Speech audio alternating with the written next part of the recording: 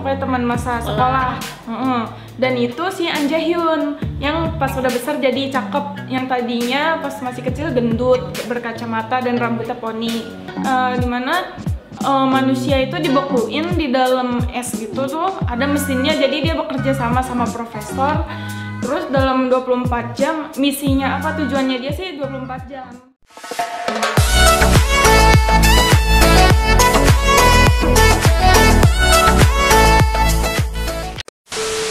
Nah, yang ketiga itu drama Extraordinary You. Nah, kalian pasti tahu dong pemainnya itu si Haru. Ya, pertama cowoknya si Haru, nama pemainnya. Tapi si Rawon SF9. Ya, si Rawon. Nah, yang ceweknya itu si Hyeon yang main di drama Sky Castle. Iya, betul.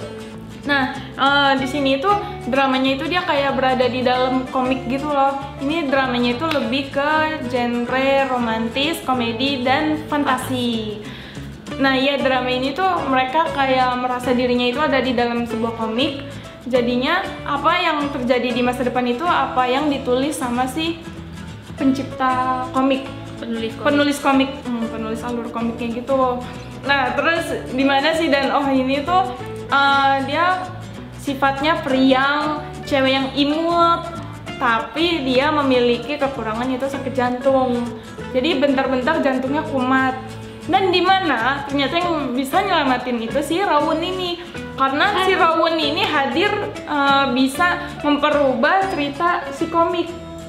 Gitu. Nah, jadi mereka berdua itu bekerja sama.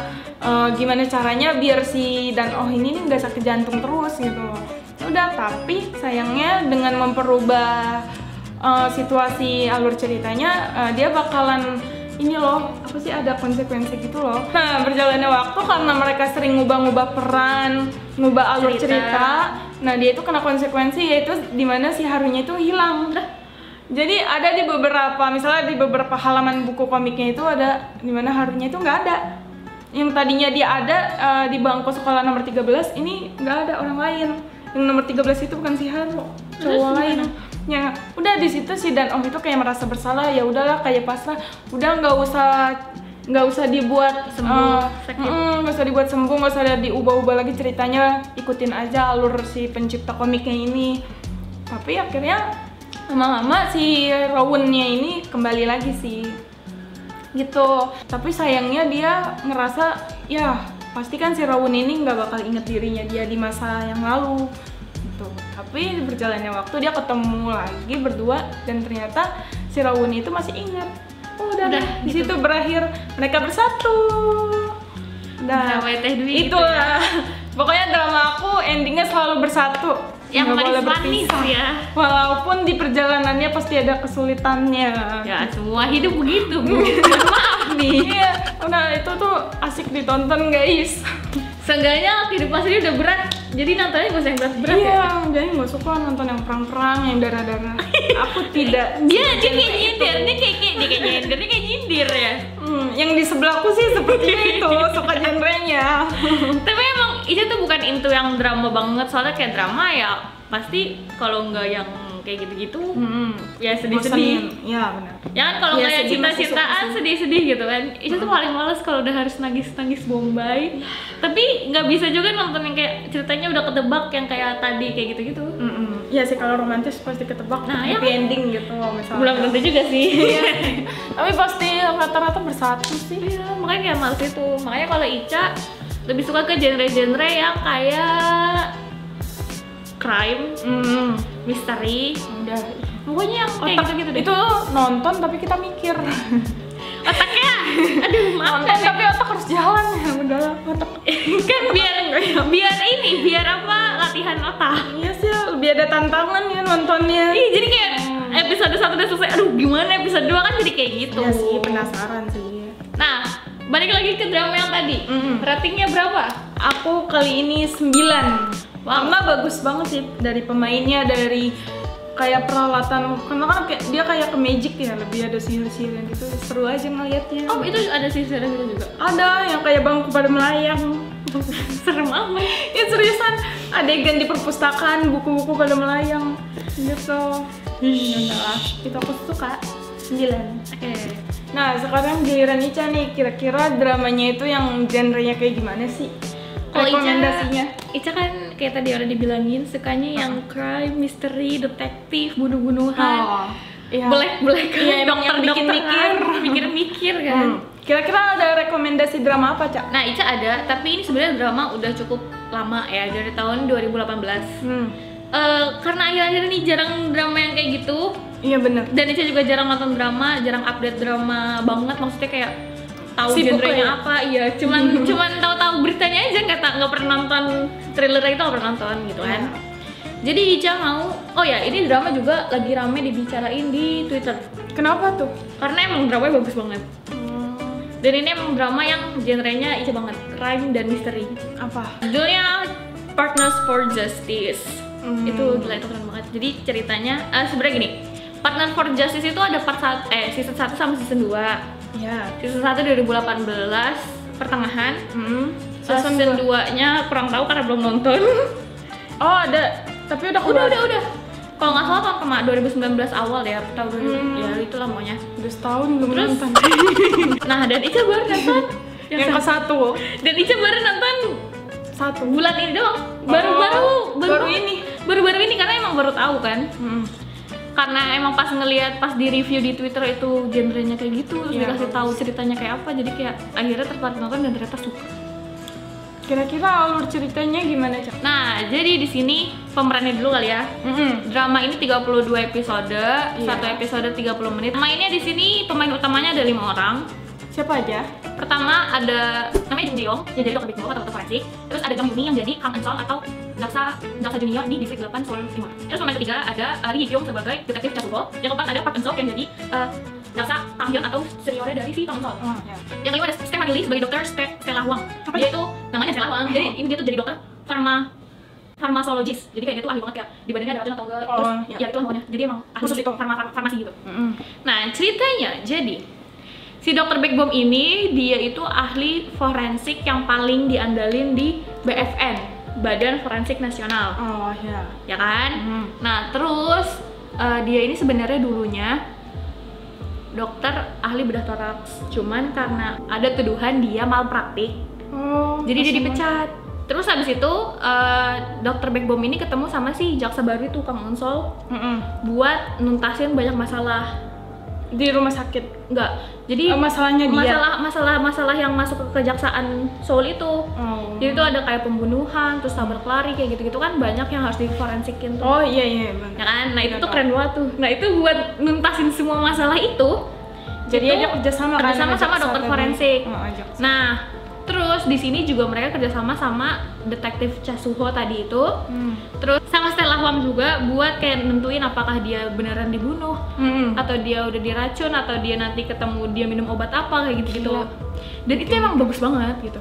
Nah, di season 1 ini lebih sebenarnya walaupun banyak kasus-kasus yang ditanganin, tapi sebenarnya ada kasus yang jadi utama atau titik beratnya. Di season 1 ini kasus apa tuh? Kasus utamanya itu adalah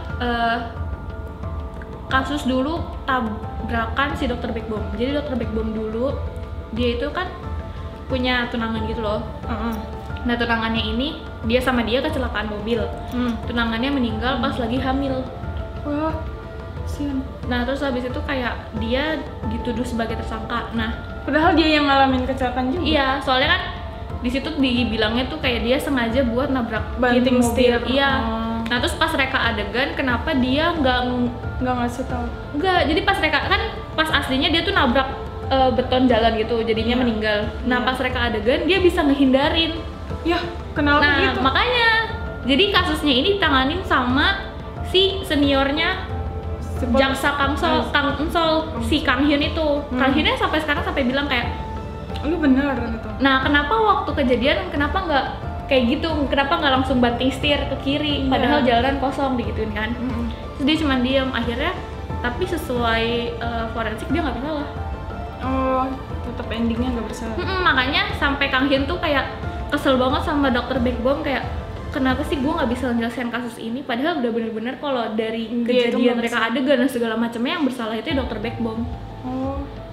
Nah, karena itu juga dia punya trauma kayak tangannya gemeter gitu loh. Nah, makanya jadi setiap kalau ngelihat ada kayak ngebedah mayat, ada bayi. Padahal dia dokter. Iya, ngebedah mayat gitu, terus langsung kayak tangannya langsung muter, nggak bisa ngapa-ngapain. Oh gitu ya, bisa. Terus? Dan si dokter Beckbohm ini dipanggilnya juga sebagai dokter psikopat.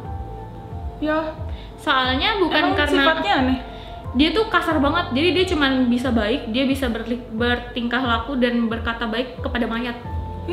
Kata dia karena mayat itu nggak berisik, sedangkan kalau manusia yang hidup itu tuh berisik, jadi kayak gua nggak suka sama manusia, kata dia gitu. Tapi enggak gitu juga sih, pantesan aneh juga sih. Nah tapi dia bisa berinteraksi sama pasien. Enggak, kan dia udah nggak jadi dokter toraks lagi kan, karena dia pecat kan. Jadi ya bener-bener cuma forensik aja, mayat aja. Dia sampai kayak tidur aja tuh di tempat bedah mayatnya dia gitu loh, sampai nyeremin gitu. Sampai makanya kayak semua orang tuh teriak-teriakin, semua orang diomelin sama dia. Tapi kalau sama mayat dia malah kayak melindungi mayat, kayak lu nggak tahu kan ini tuh harus kayak gini, itu harus kayak gini gitu. Oh iya, malah ngebela. Jadi kayak protektif sama mayat dia gitu. Dan itu tuh kayak keren banget, yang kayak kayak ngasih tahu cairan apa, terus ada racun apa. Itu tuh Ica suka banget sama yang kayak gitu. Lebih ke sains. Iya, itu suka banget. Itu keren banget. Terus? Tapi jeleknya nggak jelek sih sebenarnya, karena kan emang ini kan masih ada season gitu. Iya, masih ada lanjutan. Jadi di season pertama ini cerita akhirnya tuh agak ngegantung gitu. Tapi bukan ngegantung yang gimana-gimana, cuma ngegantung yang kayak ya udah ngegantung aja, cuman nggak sakit hati. Kayak kalau Teh Dwi nonton drama percintaan ngegantungnya sakit tuh. Iya. Kalau ini nggak, ya udah gitu. Cuman kan karena di season 2 yang berlanjut di situ. Jadi lanjut. Tapi ini gak sih dari semua kasus ada gak sih yang kayak belum tuntas, tapi kayak udah diudahin gitu? Enggak, semuanya selesai kok. Oh, semuanya ketemu. Semuanya ada akhirnya, makanya kayak 1 episode, 2 episode, 1 kasus, nanti 2 episode aja. Iya kayak gitu, jadi seru banget. Dan itu beda-beda permasalahan kasusnya. Jadi kayak episode 1 sampai ke 2 itu tabrak lari. Episode 3 sama 4 itu pembunuhan karena kekerasan dalam rumah tangga. Wow, KDRT. Terus yang ke-5 sama ke-6 itu karena keracunan, kayak gitu-gitu. Iya. Jadi kayak beda-beda. Tahu aja sih. Jadi kayak tahu permasalahan di setiap musibahnya orang. Iya. Gitu. Terus kayak di sini juga ada kasus yang menurut Ica paling suka. Apa? Kasusnya ini kayak jadi si detektif Chasuho ini dia nanganin kasus stalking perempuan mahasiswi. Kenapa itu? Nah, mahasiswinya di stalking gitu sama tukang paket. Jadi kayak dipasangin kamera, diikut-ikutin gitu sampai masuk ke apartemennya dia. Terus kenapa itu? Karena suka sama cewek itu.